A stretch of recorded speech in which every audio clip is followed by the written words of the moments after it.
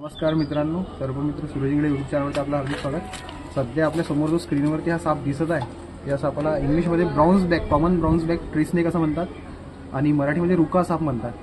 आपल्या इकडे खेडे भागात याला उडणारा साप असंही म्हणू शकतात, कारण की हा झाडावरती खूप वरती राहतो आणि तिथून पाली किंवा सरडे त्याच्या शिकारीसाठी तो वरून छलांग मारतो आणि तो उडताना बरेचदा दिसतो, म्हणजे त्याची शरीरदृष्टीची बारीक असल्या कारणास्तव तो उडू शकतो।